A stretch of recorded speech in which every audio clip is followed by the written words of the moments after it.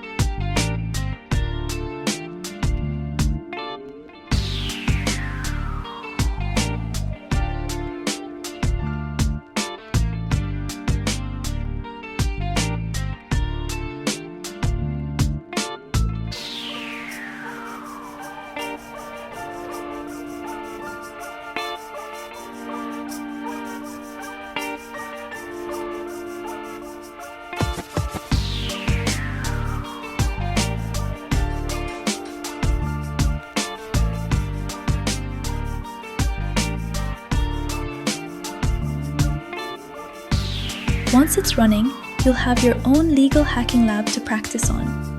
That's it! Juice Shop is ready. But installing it is the easy part. If you don't know where to start, check out my video on the 5 challenges to solve today. It gives you beginner-friendly suggestions plus cheat sheets to guide you through your first attempts.